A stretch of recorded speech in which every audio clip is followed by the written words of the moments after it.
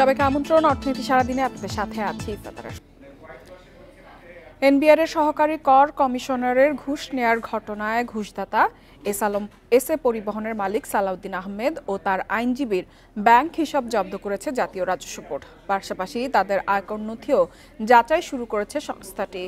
ঘুষ ও কর ফাইল চুরির ঘটনাও তদন্ত করা হচ্ছে। প্রমাণিত হলে সবার বিরুদ্ধে ব্যবস্থা নেওয়া হবে বলে জানিয়েছে এনবিআর। এসি পরিবহনের মালিক ও ব্যবসায়ী সালাউদ্দিন আহমেদের আয়কর নথি করঅঞ্চল ৫ থেকে বের করে নিয়ে যান তার আয়কর আইনজীবী ওবায়দুল হক সরকার। আর এতে সহযোগিতা করেন সহকারী কর কমিশনার জান্নাতুল ফেরদৌস মিতু। কর আইনজীবী ও মিতুর সহযোগিতায় সালাউদ্দিন আহমেদ ২৩৭ কোটি ৫৯ লাখ টাকা সম্পদ বাড়িয়ে আয়কর ফাইলের সম্পদ বিবরণীতে যুক্ত করার প্রমাণ পায় এনবিআর। এর বিনিময়ে জান্নাতুল ফেরদৌস মিতুর সঙ্গে আইনজীবীর মাধ্যমে ১ কোটি টাকা ঘুষের চুক্তি হয়। এর মধ্যে ৩৭ লাখ টাকা অগ্রিম নেন তিনি, যা ধরা পড়লে গেল সোমবার তাকে সাময়িক বরখাস্ত করা হয়। এরই মধ্যে ঘুষদাতা সালাউদ্দিন আহমেদ ও তার আইনজীবীর ব্যাংক হিসাব তলব ও জব্দ করেছে এনবিআর। আমরা আইনে কী সুবিধা নিতে পারি, কী ধরনের স্টেপ নিতে পারি, সেটা একটা আছে। এর বাইরেও আরও কিছু সংস্থা আছে যারা এই ধরনের কাজকে নির্মূল করার জন্য কাজ করছে, এই ধরনের কাজ যেন না হয় তার জন্য কাজ করছে। আমার মনে হয় সব ধরনের এজেন্সি থেকে এটাই কাজ হওয়া দরকার। আমাদের দিক থেকে যে স্টেপগুলো নেওয়ার সুযোগ আছে সেটা অবশ্যই এনবিআর নেবে। তিনি জানান, ফাইল চুরি ও ঘুষ লেনদেনের ঘটনা তদন্ত শুরু করেছে এনবিআর। ঘটনা প্রমাণিত হলে আইন অনুযায়ী ব্যবস্থা নেওয়া হবে। প্রাথমিকভাবে যে তথ্যটা পাওয়া যায় তার ভিত্তিতে তাকে সাময়িক বরখাস্ত করা হয়েছে এবং তারপরে এটা তদন্ত হবে। পূর্ণাঙ্গ তদন্তের পরেই একটা আফটার কম্প্রিহেন্সিভ ইনভেস্টিগেশন যদি সে দোষী সাব্যস্ত হয় তাহলে তার বিরুদ্ধে সর্বোচ্চ শাস্তি হবে। রাজস্ব কর্মকর্তাদের যে কোনো ধরনের অপরাধ সহ হয়রানির অভিযোগ প্রমাণ হলে এনবিআর জিরো টলারেন্স নীতি গ্রহণ করেছে বলেও জানান এ কর্মকর্তা। Touhid Rana, Independent News, Dhaka. Customs, আয়কর ও ভ্যাট সংক্রান্ত সমস্যাগুলো সরাসরি শোনার জন্য জাতীয় রাজস্ব বোর্ড নিয়মিতভাবে ব্যবসায়ীদের সঙ্গে বৈঠক করার উদ্যোগ নিয়েছে। এখন থেকে প্রতি মাসের দ্বিতীয় বুধবার মিট দ্য বিজনেস শিরোনামে এই বৈঠক অনুষ্ঠিত হবে। বুধবার এনবিআর এক সংবাদ বিজ্ঞপ্তিতে জানায়, ট্রেড ফ্যাসিলিটেশনকে সর্বোচ্চ অগ্রাধিকার দিয়ে মাঠ পর্যায়ের সমস্যাগুলো চিহ্নিত ও সমাধানের লক্ষ্যে এই উদ্যোগ নেওয়া হয়েছে। এতে ব্যবসায়ী প্রতিনিধিরা সরাসরি এনবিআর চেয়ারম্যান ও সদস্যদের সামনে সমস্যাগুলো তুলে ধরতে পারবেন। এনবিআর জানিয়েছে, চলতি মাসে মিট দ্য বিজনেস বৈঠকটি ১০ সেপ্টেম্বর বিকাল ৩টায় অনুষ্ঠিত হবে। সভায় অংশগ্রহণে আগ্রহী ব্যবসায়ী প্রতিনিধিদের একটি গুগল ফর্ম পূরণ করে পাঠাতে হবে।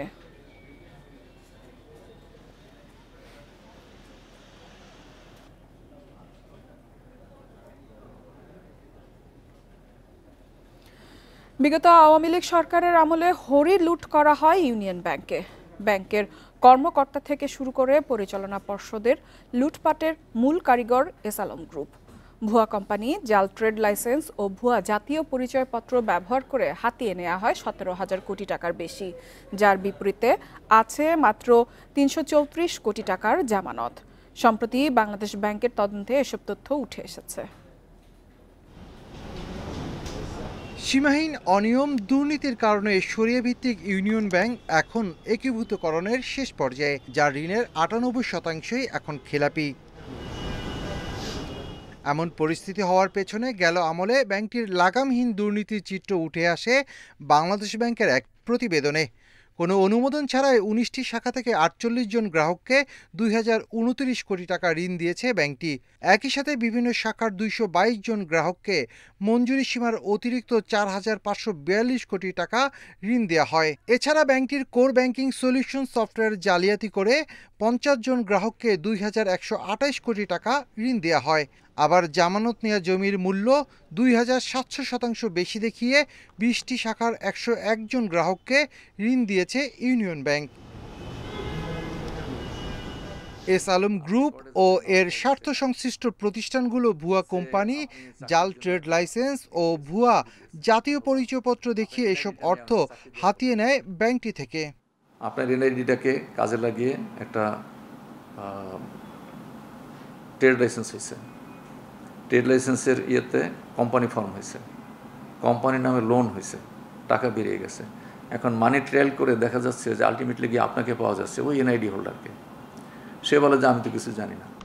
সাধারণত ঋণ দেওয়ার ক্ষেত্রে শতভাগ থেকে 200% পর্যন্ত জামানত রাখা হয়, তবে এসবের তোয়াক্কা না করেই 2%-এরও কম জামানত দিয়ে টাকা বের করে নিয়েছে এস আলম গ্রুপ। যে সমস্ত এরকম খেলাপি আছে, ঋণ খেলাপি, কিন্তু তারা তাদের প্রতিষ্ঠান চালাচ্ছে না, আসলে সেখানে কোনো কর্মসংস্থান হচ্ছে না, ব্যবসাপাতি হচ্ছে না, সেইগুলাকে কিভাবে অধিগ্রহণ করে বিক্রি করে তাদের ঋণ ফেরত, ব্যাংকের টাকা ব্যাংকে ফেরত আনা যায়, এগুলো তো আসলে প্রক্রিয়াগত অনেক জটিলতা এবং দীর্ঘসূত্রিতা রয়েছে। বিশেষজ্ঞরা বলছেন, অনিয়মে জড়িতদের বিচারের আওতায় না আনা হলে শুধু একটি ব্যাংক নয়, গোটা আর্থিক খাতই পড়বে গভীর সংকটে। Shafil Alam Sujan, Independent News, Dhaka.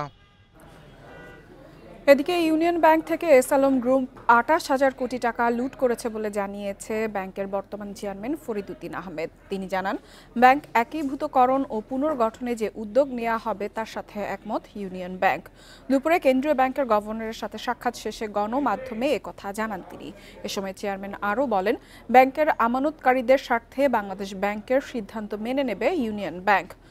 92% টাকা দুর্নীতির মাধ্যমে এস আলমের কাছে চলে গেছে জানিয়ে তিনি বলেন, যারা ঋণ নিয়েছে তাদের খুঁজে পাওয়া যায় না। ইউনিয়ন ব্যাংকে 26,000 কোটি টাকা আমানত রয়েছে বলেও জানান তিনি। বলেন, আমানতকারীরা যাতে ক্ষতিগ্রস্ত না হয় সেদিকে সর্বোচ্চ গুরুত্ব দেওয়া হচ্ছে।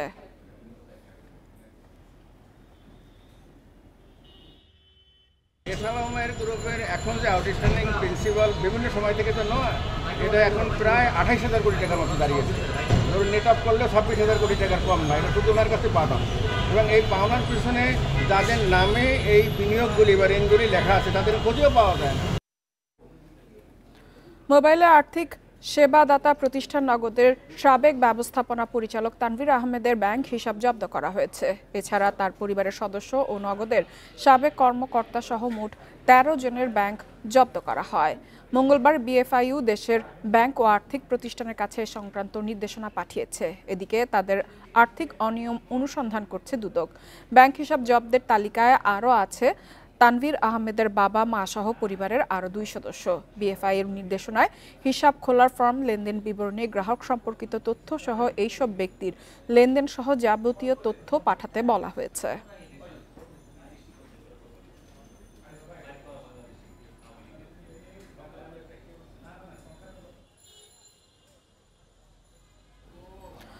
এবারে জানাবো শেয়ার বাজারের খবর। মূল্যসূচকের বড় উত্থানে 1 বছরেরও বেশি সময় পর ঢাকার শেয়ার বাজারে লেনদেন ছাড়িয়েছে 1300 কোটির ঘর।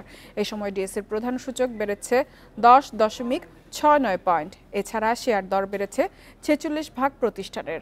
অন্যদিকে চট্টগ্রাম স্টক এক্সচেঞ্জের সার্বিক সূচক বেড়েছে 78.76 পয়েন্টের বেশি। বুধবার দিনের শুরু থেকেই ইতিবাচক ঢাকার শেয়ার বাজার। প্রথম 20 মিনিটে প্রধান সূচক বাড়ে প্রায় 39 পয়েন্ট। তবে বেলা বাড়ার সঙ্গে সঙ্গে শুরু হয় সূচকের উত্থান পতন। দিন শেষে ডিএসইএক্স সূচক 10.69 পয়েন্ট বেড়ে অবস্থান করছে 5,631 পয়েন্টে। সূচকের সঙ্গে ডিএসইতে বেড়েছে লেনদেনের পরিমাণও। আজ লেনদেন হয়েছে 1,397 কোটি 56 লাখ টাকা, যা 1 বছরে সর্বোচ্চ। আগের দিনের চেয়ে লেনদেন বেড়েছে 119 কোটি 50 লাখ টাকা। হাত বদলে অংশ নেওয়া 396টি কোম্পানি ও মিউচুয়াল ফান্ডের মধ্যে দর বেড়েছে 184টি প্রতিষ্ঠানের শেয়ারের, কমেছে 165টি এবং অপরিবর্তিত 47টি প্রতিষ্ঠানের শেয়ার দর। সবচেয়ে বেশি লেনদেন হওয়া প্রতিষ্ঠানের তালিকায় প্রথম সিটি ব্যাংক, ওরিয়ন ইনফিউশন দ্বিতীয়, তৃতীয় অবস্থানে ইস্টার্ন ব্যাংক। শতাংশের দিক থেকে দরবৃদ্ধির তালিকায় প্রথম ইনটেক, জাহিনটেক্স দ্বিতীয়, তৃতীয় নুরানি ডাইন। অন্যদিকে চট্টগ্রাম স্টক এক্সচেঞ্জে সার্বিক সূচক 78.76 পয়েন্ট বেড়ে অবস্থান করছে 15,731 পয়েন্টে। লেনদেন 21 কোটি 11 লাখ টাকার share. Mehedi Hasan, independent News, Dhaka. ডিসেম্বরের মধ্যে 3000 মেগাওয়াট ছাদ ভিত্তিক সোলার প্যানেল স্থাপনের লক্ষ্য সরকারের, যেখানে বেসরকারি বিনিয়োগে 2000 মেগাওয়াট, কমপক্ষে 8000 কোটি টাকা দরকার। এজন্য সহজ শর্তে দীর্ঘমেয়াদী ঋণের দাবি উদ্যোক্তাদের। ব্যাংকগুলো বলছে, অর্থায়ন জটিলতা কমাতে সৌর বিদ্যুৎ প্রকল্পের সফল ব্যবসার উদাহরণ তৈরি করতে হবে। দেশে উৎপাদিত বিদ্যুতের প্রায় অর্ধেক আসে কয়লা ও তরল জ্বালানির কেন্দ্র থেকে। আমদানি নির্ভর এসব জীবাশ্ম জ্বালানি পরিবেশের ওপর বিরূপ প্রভাব ফেলার পাশাপাশি চাপ বাড়াচ্ছে বৈদেশিক মুদ্রা ব্যয়ে। এছাড়া প্রতি ইউনিট বিদ্যুতের উৎপাদন খরচ বেশি হওয়ায় সরকারকে প্রতি বছরই গুনতে হচ্ছে বড় অঙ্কের ভর্তুকি। সামগ্রিক বিবেচনায় 2025 সালের ডিসেম্বরের মধ্যেই 3000 মেগাওয়াট রুফটপ সোলার স্থাপন করতে চায় বিদ্যুৎ বিভাগ। সরকারি অফিস, স্কুল, কলেজ, হাসপাতাল সহ বিভিন্ন ভবনের ছাদে প্যানেল স্থাপনে বড় অঙ্কের বিনিয়োগ দরকার। টাকাটা লাগবে সেটা যেন একটা লং টার্ম ফাইন্যান্সিং হয় এবং সেটা আমরা ইকুইটি পার্সেন্ট 80% হচ্ছে ফাইন্যান্স চাচ্ছি, 20% আমাদের নিজেদের ইনভেস্টমেন্ট ইকুইটি দিতে যাচ্ছি। ফাইন্যান্সিংটা খুব সহজে হয়, যাতে করে খুব বেশি জটিলতার মধ্যে না পড়ে, অনেক বেশি ডকুমেন্টের করে যেন দ্রুত সিদ্ধান্ত হয়, সেটা আমরা যাচ্ছি। ব্যাংকাররা বলছেন সৌর বিদ্যুতে দেয়া ঋণের অভিজ্ঞতা ভালো নয়, যদিও উদ্যোক্তারা বলছেন প্রযুক্তির উন্নতির সঙ্গে সঙ্গে কমেছে খরচ, বেড়েছে দক্ষতা। তাই সৌরবিদ্যুতের ব্যবসা এখন লাভজনক।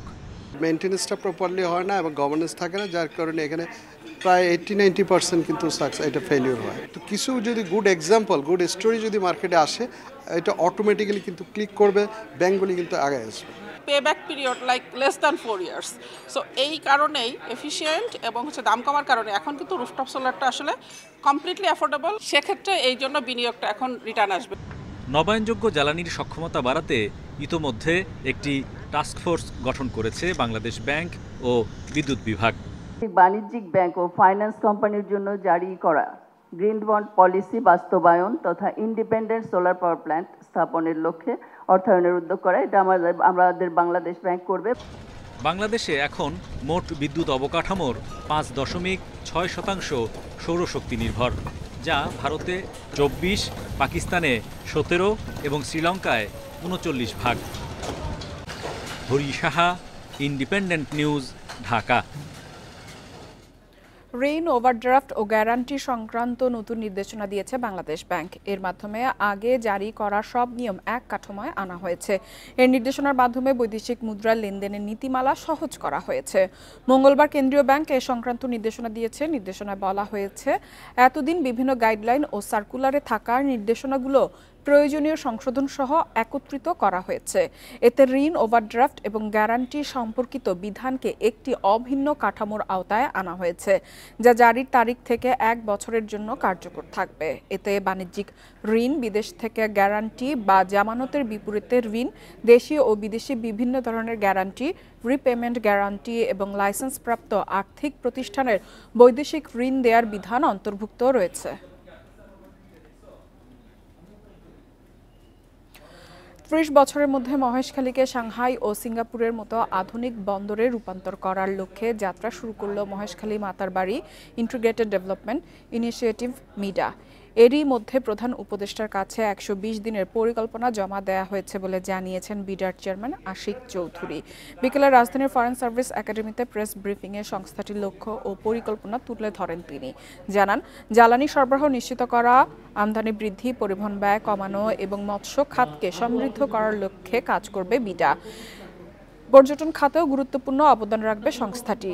60-65 বিলিয়ন ডলার বিনিয়োগে তৈরি করা পুরো কমার্শিয়াল হাব থেকে জিডিপিতে যুক্ত হবে 150 বিলিয়ন ডলার। প্রত্যক্ষভাবে 1.5 লাখ এবং পরোক্ষভাবে প্রায় 25 লাখ মানুষের কর্মসংস্থানের সুযোগ তৈরি হবে বলেও আশা করেন আশিক চৌধুরী।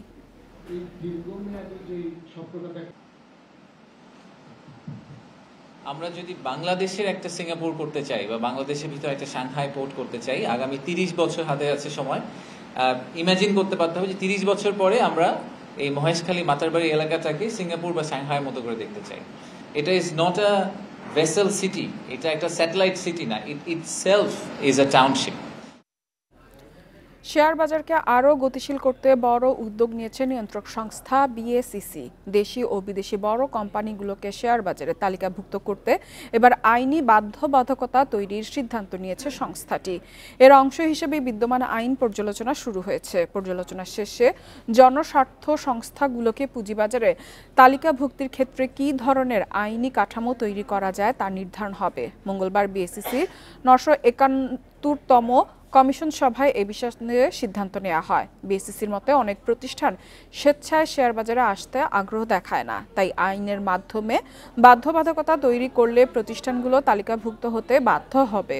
বিশ্বজুড়ে অনেক দেশেই এরকম আইনগত কাঠামো কার্যকর রয়েছে। বিরতির পর আবার আমন্ত্রণ অর্থনীতি সারাদিনে জানাবো বাকি সংবাদগুলো। সম্পূর্ণ অটোমেটেড মেশিনে তৈরি সাপোর্ট ফাইবার গ্লাস শীট, ব্যবসা এবার হবেই হিট।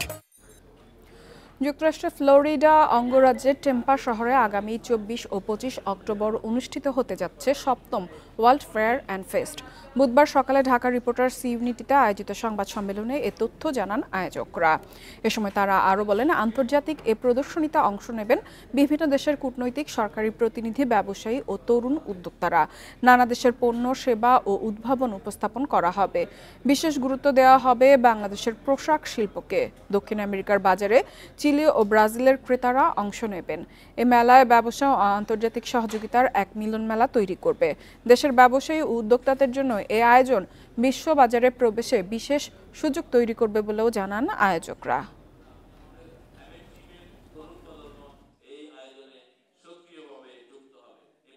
8 বিলিয়নের মার্কেট কিন্তু আমাদের ইউএসএতে।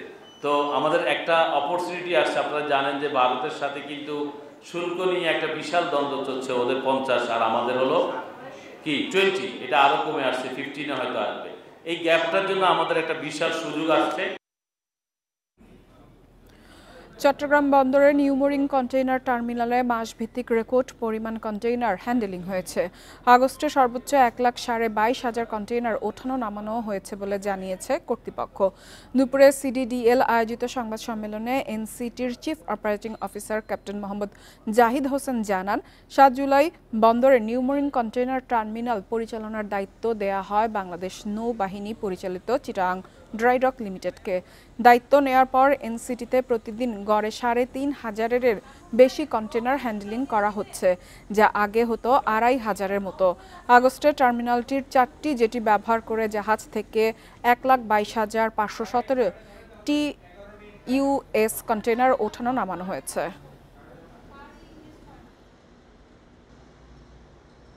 চট্টগ্রাম বন্দরের বার্ষিক কন্টেইনার হ্যান্ডলিং সক্ষমতা, যেটা বর্তমানে 3.3 মিলিয়ন রয়েছে, এটা আগামী 6 মাসের মধ্যে উল্লেখযোগ্যভাবে বৃদ্ধি পাবে বলে বিশ্বাস করি। এবং এই ধারা যদি অব্যাহত থাকে তাহলে এ বছর আমরা কন্টেইনার হ্যান্ডলিং সক্ষমতায় অতীতের সমস্ত রেকর্ডকে আমরা অতিক্রম করতে পারব। চুয়াডাঙ্গা মেয়াদ উত্তীর্ণ রি-এজেন্ট পাওয়া একটি ক্লিনিক ও একটি ডায়াগনস্টিক সেন্টারকে 60,000 টাকা জরিমানা করা হয়েছে। সকালে জেলা ভোক্তা অধিকার সংরক্ষণ অধিদপ্তর এ অভিযান পরিচালনা করে। ভোক্তা অধিকারের সহকারী পরিচালক মোহাম্মদ মামুনুল হাসান জানান, তদারকি অভিযান হিসেবে আজ এই দুটি প্রতিষ্ঠানে অভিযান পরিচালনা করা হয়। এ সময় দুটি প্রতিষ্ঠানের ফ্রিজে মেয়াদ উত্তীর্ণ রি-এজেন্ট পাওয়া যায়। এর পক্ষে সন্তোষজনক ব্যাখ্যা না পাওয়ায় জনতা ক্লিনিককে 30,000 টাকা ও নিউ জনতা ডায়াগনস্টিক সেন্টারকে 30,000 টাকা জরিমানা করা হয়েছে।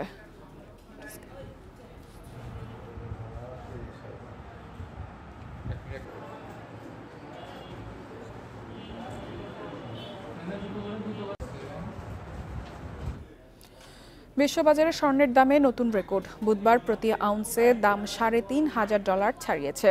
মার্কিন ডলারের দুর্বলতা ও ফেডারেল রিজার্ভ সুদের হার কমাবে, এই প্রত্যাশায় স্বর্ণের প্রতি আকর্ষণ বেড়েছে বিনিয়োগকারীদের, আর এতেই লাফিয়ে বাড়ছে মূল্যবান ধাতুটির দাম।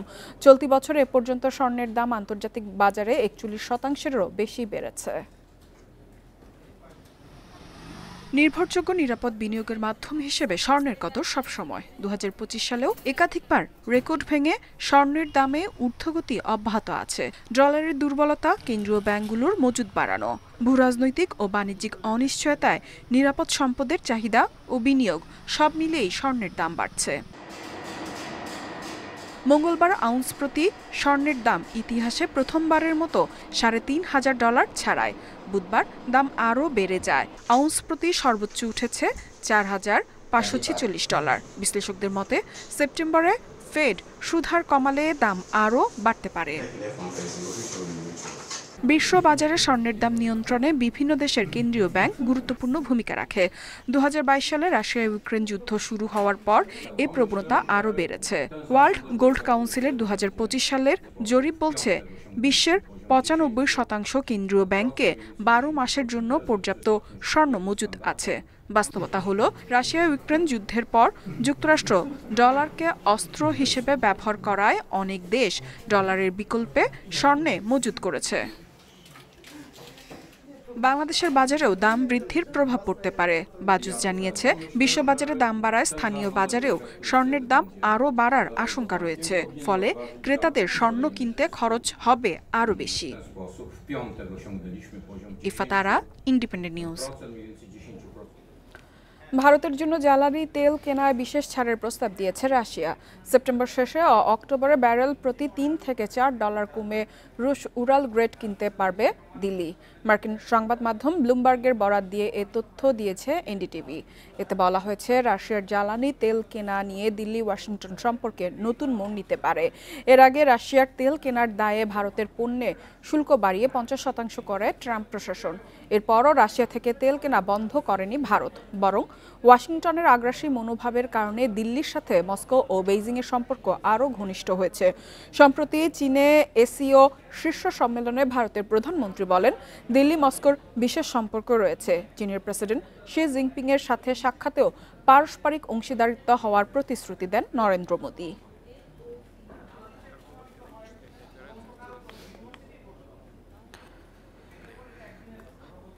এবারে জানাবো বিশ্বের প্রধান মুদ্রার সাথে টাকার আজকের বিনিময় হার। দর অপরিবর্তিত। যুক্তরাষ্ট্রের ডলারের বিনিময় হয়েছে 122 টাকা 60 পয়সায়। যুক্তরাজ্যের পাউন্ডের দর কমেছে, বিনিময় হয়েছে 168 টাকা 77 পয়সায়। দর কমেছে ইউরোরও, বিনিময় হয়েছে 146 টাকা 79 পয়সায়। ভারতীয় রুপির দর অপরিবর্তিত, বিনিময় হয়েছে 1 টাকা 45 পয়সায়। আর এই ছিল অর্থনীতি স্বাধীনের আজকের আয়োজনে। আমন্ত্রণ আমাদের পরবর্তী সংবাদে।